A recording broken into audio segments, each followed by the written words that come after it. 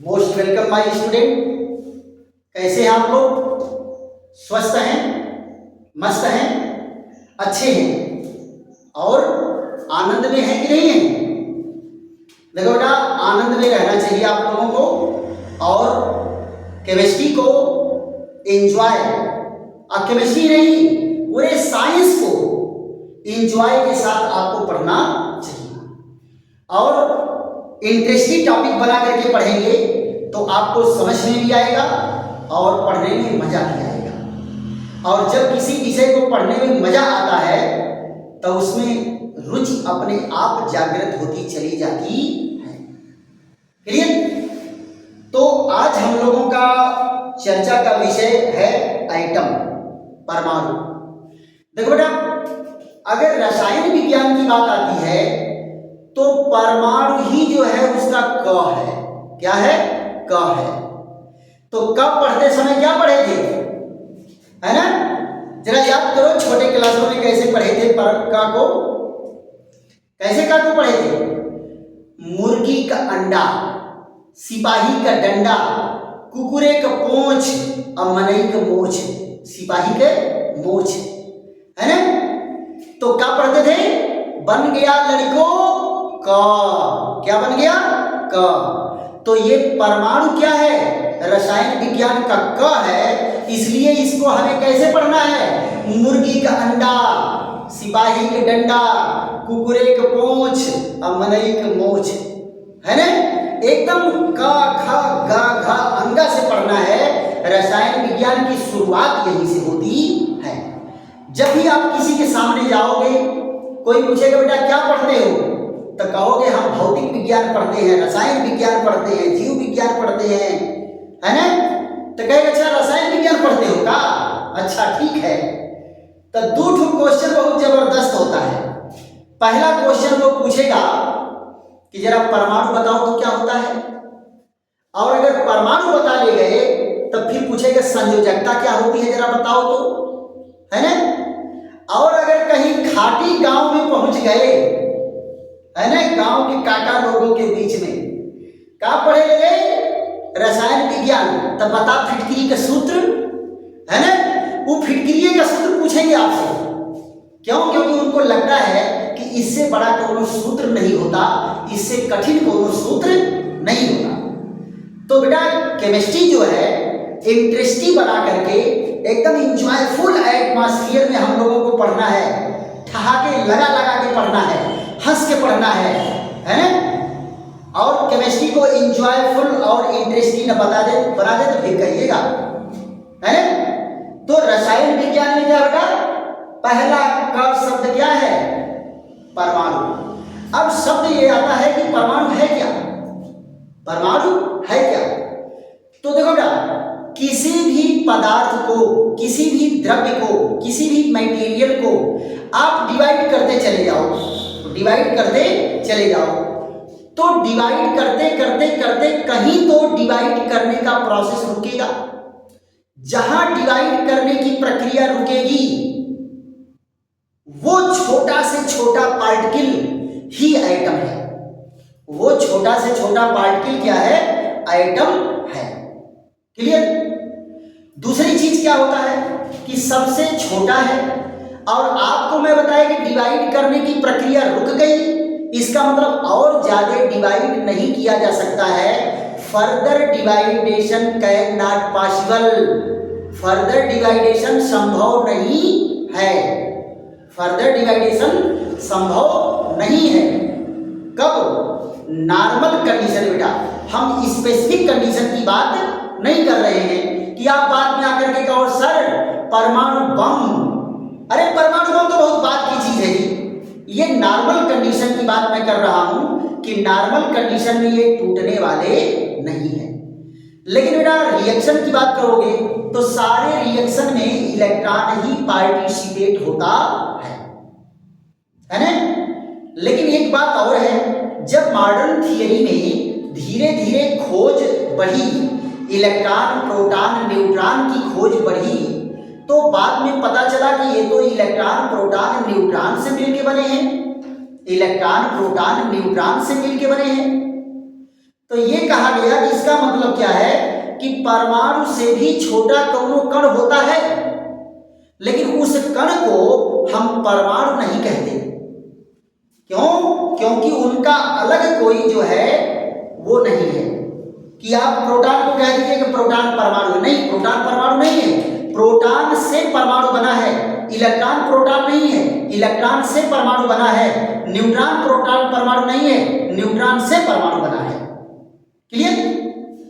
तो आइए standard definition आपको दे देते हैं, और फिर उसके बाद जो है हम फंडामेंटल पार्टिकल की बात करेंगे कि किन किन फंडामेंटल पार्टिकल से ये मिल करके बने हुए हैं। तो देखो बेटा, क्या कहेंगे? किसी भी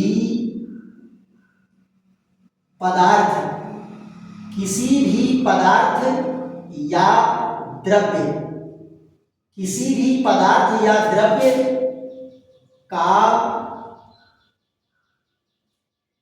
का सबसे छोटा कण, सबसे छोटा कण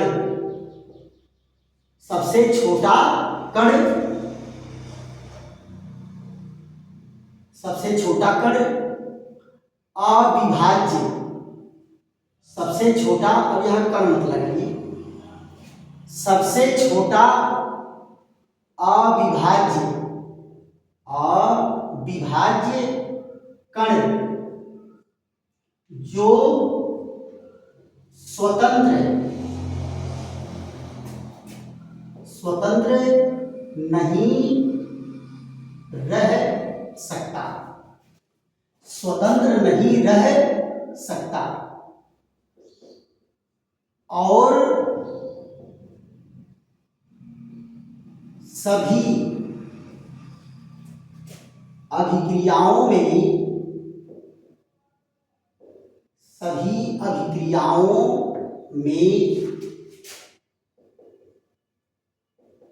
भाग लेता है, सभी अभिक्रियाओं में भाग लेता है तथा इलेक्ट्रॉन, प्रोटॉन व न्यूट्रॉन से बना होता है, सभी इलेक्ट्रॉन, प्रोटॉन व न्यूट्रॉन से बना होता है परमाणु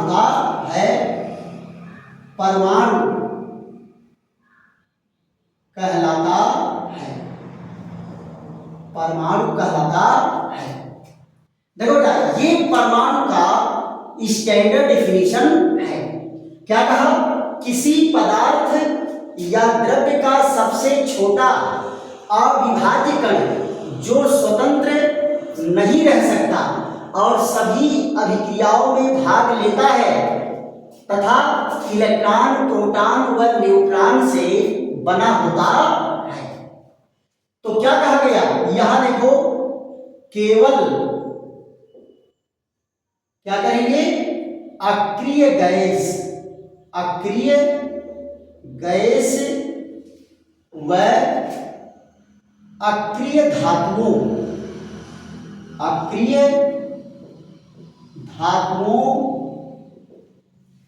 को छोड़कर, अक्रिय धातुओं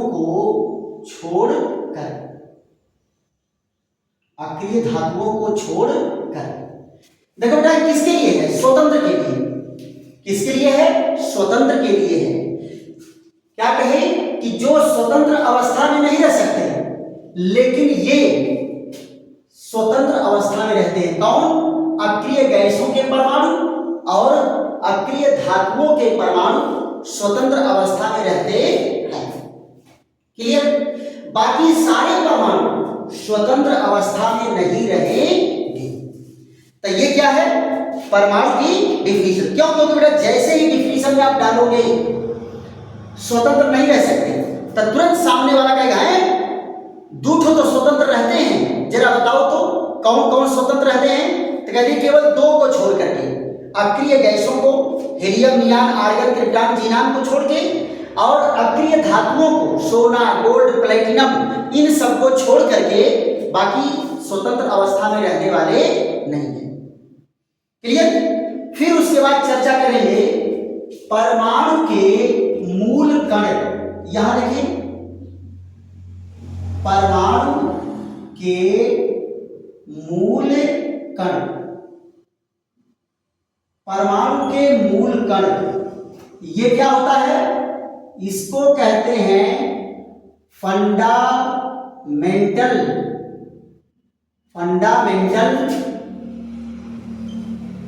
particle of atom, fundamental particle of atom है ना। तो इनको दो कैटेगरी में बेटा डिवाइड किया गया। पहला क्या है? अस्थाई मूल कण, अस्थाई मूल कण। तो अस्थाई मूल कण में कौन है? इनको कहते हैं परमानेंट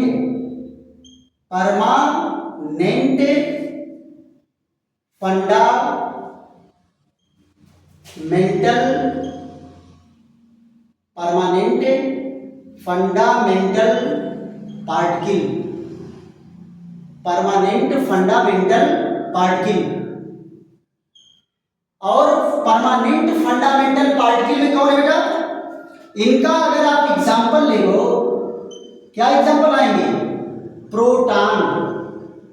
फंडामेंटल पार्टिकल कौन है? प्रोटॉन। दूसरा कौन है? इलेक्ट्रॉन। और तीसरा कौन है? न्यूट्रॉन। यहां देखो, इलेक्ट्रॉन को ई नेगेटिव से डिनोट करते हैं और न्यूट्रॉन को कैसे डिनोट करते हैं? N01 से डिनोट करते हैं। और इनकी विशेषता क्या है? ये परमाणु में सदैव बने रहते हैं। ये परमाणु में सदैव बने रहते हैं। ये परमाणु में सदैव बने रहते हैं। कौन? इलेक्ट्रॉन, प्रोटॉन और न्यूट्रॉन। दूसरा बेटा क्या है? अस्थाई कण, अस्थाई मूल कण। अस्थाई मूल कण कौन है? ये है टेम्पोररी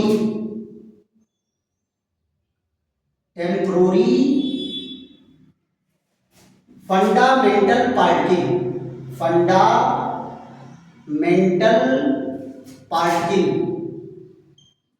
टेम्पोररी फंडामेंटल पार्टिकल। ये क्या है? ये हमेशा नहीं रहते, समय पर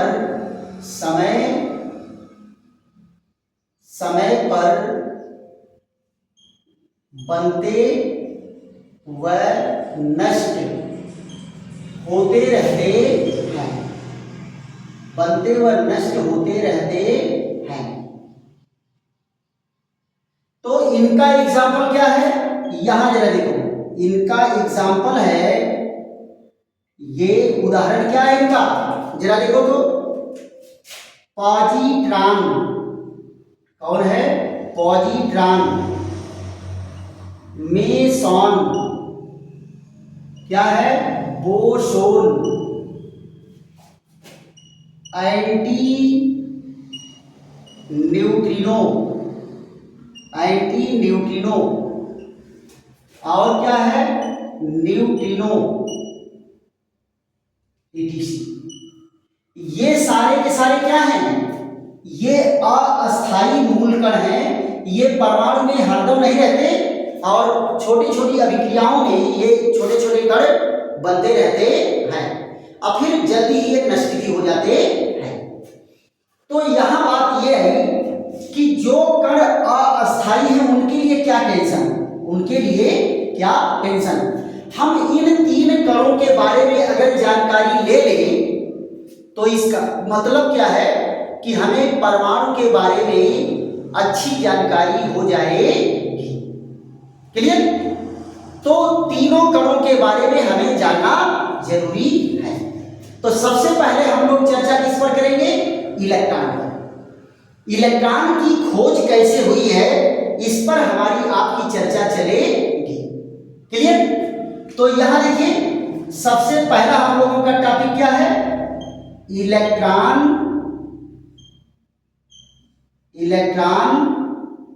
की खोज। इलेक्ट्रॉन की खोज इसको क्या कहते हैं? डिस्कवरी ऑफ इलेक्ट्रॉन की खोज। और इलेक्ट्रॉन की खोज में हम 4 पॉइंट बेटा पढ़ते हैं। पहला पॉइंट क्या होगा? कैथोड किरणों की खोज। कैथोड किरणों की खोज। कैथोड किरणों की खोज। और कैथोड किरणों की खोज की अंग्रेजी क्या होगी? यहां देखो, discovery of cathode rays.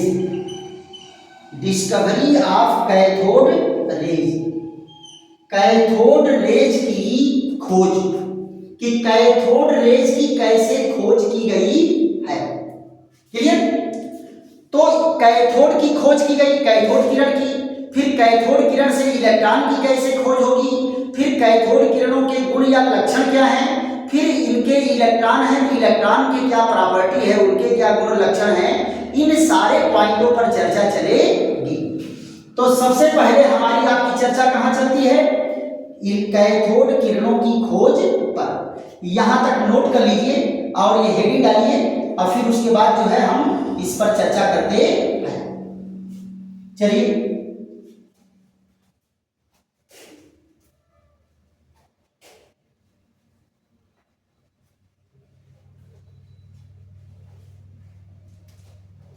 Cathode किरणों की खोज। Discovery of cathode rays. Discovery of cathode rays.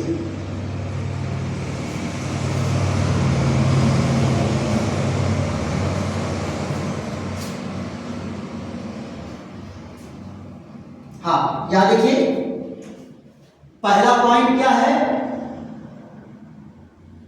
Cathode किरणों की खोज। कैथोड किरणों की खोज। और ये क्या है? Discovery of cathode rays. Discovery of cathode rays. Cathode किरणों की खोज। डिस्कवरी ऑफ कैथोड रेज है कि नहीं? डिस्कवरी ऑफ कैथोड रेज में क्या बताया गया बेटा? क्या कहा गया कि एक कठोर कांच की विद्युत विसर्जन नली ली गई। कैथोड किरणों की खोज में कौन वैज्ञानिक बेटा? वैज्ञानिक का नाम है कोलिकर। वैज्ञानिक का क्या नाम है? कोलिकर। कोलिकर जो है कैथोड किरणों की खोज किए। तो कैसे खोज किए जरा ध्यान दीजिए। ये है एक कठोर कांच की विद्युत विसर्जन नली। इसको ब्लैक कलर से बनाते हैं। तो यहां जरा ध्यान दो, ये खोज करते समय क्या किए? ये खोज कर रहे थे कंडीशन की कि किस कंडीशन में गैसें जो है विद्युत की सुचालक होती है। और इसकी खोज करते करते ये कैथोड किरणों की खोज कर डाले। और जे टॉमसन जो है, जे टॉमसन क्या किए? इसको नाम दे दिए कैथोड किरण, है ना? चलिए अब यहां जरा देखो, ये विद्युत विसर्जन नली में क्या किए? 2 मेटल की प्लेट लगा करके इसमें हाई वोल्टेज का करंट पास किए। क्या पर पास किए? हाई वोल्टेज का करंट। और किसी गैस को इसमें ले लीजिए, किसी गैस का कोई सर्टेन नहीं है, हाइड्रोजन ले लें या नाइट्रोजन ले लें, कोई भी गैस ले लें। तो यहां देखो ये बहुत सारे सेल लगा करके यहां हाई वोल्टेज का करंट पास किया गया, कितना, near about 1000 volt, near about 1000 volt. अब यहां जरा देखो ये 1000 वोल्ट है तो क्या हो जाएगा, यहां देखो क्या लगाते हैं, वैक्यूम पंप, निर्वात पंप, वैक्यूम पंप लगाते हैं और प्रेशर कितना कम कर देते हैं, 0.001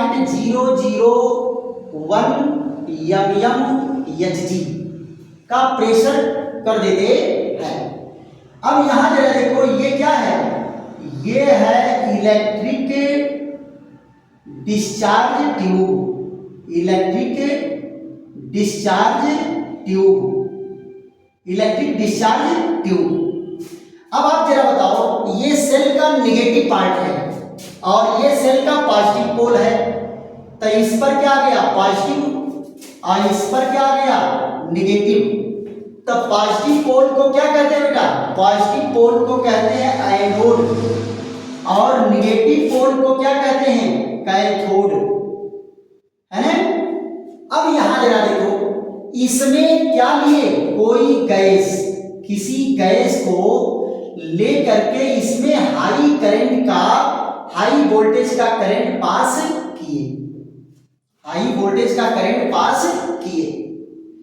तो क्या इनको देखने को मिला, विद्युत विसर्जन नली में, विद्युत विसर्जन नली में क्या देखे कि विद्युत विसर्जन नली एकाएक डार्क हो गई, क्या हो गई, डार्क हो जाती है।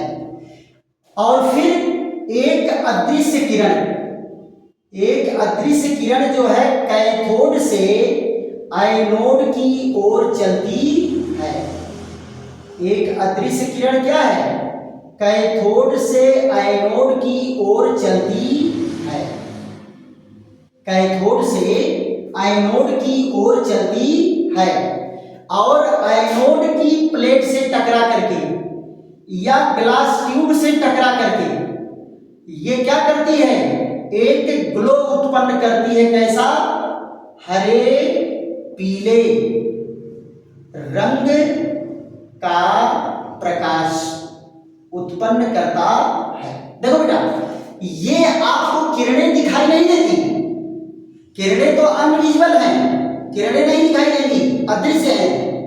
आप जरा बताओ कैसे पता चलेगा कि ये किरणें कैथोड की ओर से आ रही हैं। आप जरा कल्पना करो, मान लो आपकी इस दीवार पर टार्च का प्रकाश आ रहा है और यहां पर गोल गोल प्रकाश बन गया, तो टार्च जलाने वाले को अगर देखना होगा तो आप किधर देखोगे, प्रकाश अगर यहां उत्पन्न आ रहा है, गिर रहा है, तो टार्च जलाने वाला किधर, इधर देखोगे कि पीछे देखोगे, कौन टॉर्च जला रहा है ना। तो टार्च जलाने वाला कहां होगा, पीछे होगा। तो इसका मतलब क्या है कि ग्लो अगर यहां उत्पन्न हुआ तो आने वाली किरणें किधर से आई होंगी, इधर से आई होंगी। और इधर कौन सी प्लेट है, कैथोड, यानी ये किरणें किधर से आ रही हैं, कैथोड प्लेट की ओर से आ रही हैं। और कैथोड प्लेट की ओर से आने के नाते ही इस किरण का क्या नाम पड़ा, कैथोड रेज, इसका क्या नाम पड़ा, कैथोड रेज। क्लियर। तो ये क्या है, ये कैथोड किरणों की खोज हुई, लेकिन खोज किसकी की जा रही थी कि वह कंडीशन कौन सा है, वह कंडीशन कौन सा है जिस पर गैसें विद्युत की सुचालक होती हैं, उस कंडीशन की ये पता लगा रहे थे। और इनको मिल क्या गया, कैथोड किरणें मिल गई, है ना। तो देखो ना वैज्ञानिकों की सबसे बड़ी पूंजी होती है क्वेरी, क्वेरी मतलब उत्सुकता, जानने की इच्छा, जिज्ञासा। अच्छा ये बताओ, जब न्यूटन जो है सेब के पेड़ के नीचे बैठे थे, छोटे क्लासों से ही पढ़ते चले आ रहे हैं, तो सेब गिरा, डाल से टूट कूद करके कहाँ, जमीन पर। अच्छा ये बताओ, क्या न्यूटन के पहले पेड़ नहीं हुआ करते थे? क्या न्यूटन के पहले सेब नहीं रहता था? क्या न्यूटन के पहले आम नहीं फलता था? क्या उसके पहले आम और सेब गिरते थे तो आसमान में चले जाते थे? पहली बार जमीन पर गिरा था? ऐसा तो नहीं है। वो उसके पहले भी सेब जमीन पर गिरता था, सभी लोग देखते थे, लेकिन किसी का दिमाग उस तरफ नहीं गया कि सेब जमीन पर ही क्यों गिरा। इस पर दिमाग किसका गया? न्यूटन का गया। और न्यूटन जो है बड़े बड़े थियरी लिख डाले इसके बारे में, है ना, एक नियम ही बना दिए।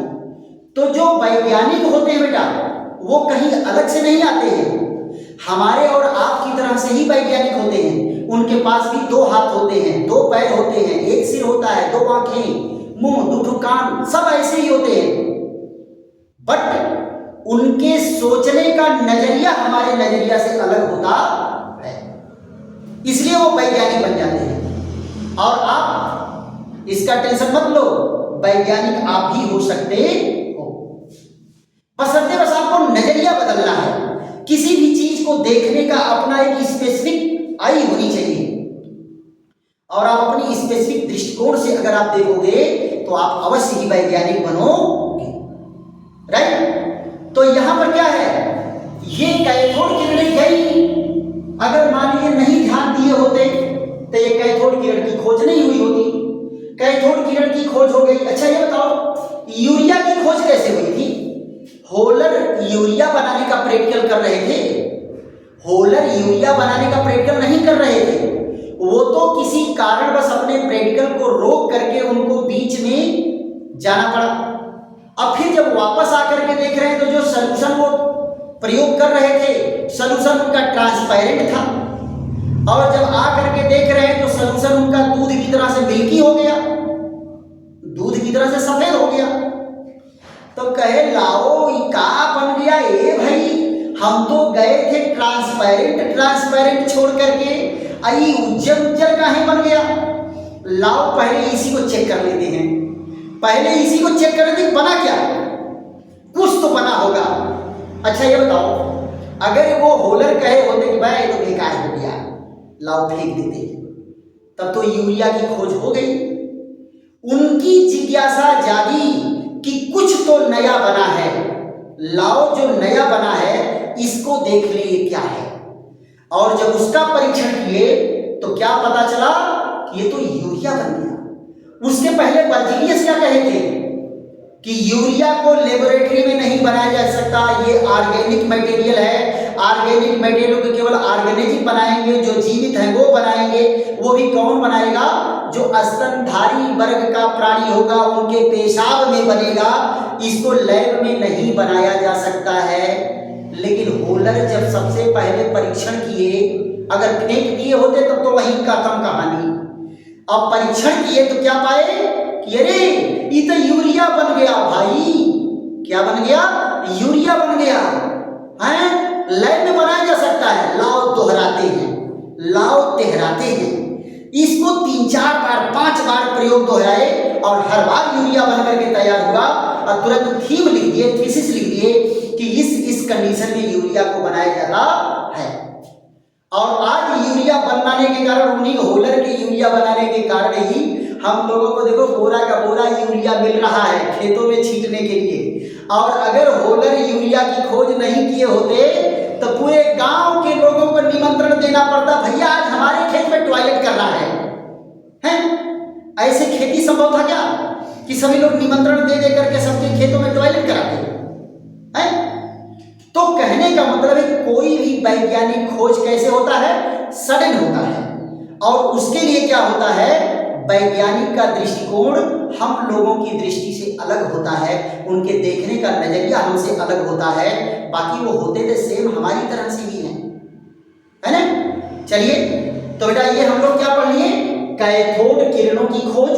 अगले वीडियो में हम लोगों की चर्चा चलेगी कैथोड किरणों के गुण या लक्षण, कैथोड किरणों के गुण या लक्षण।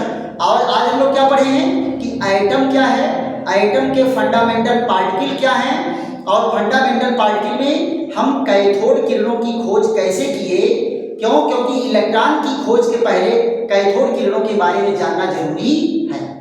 तो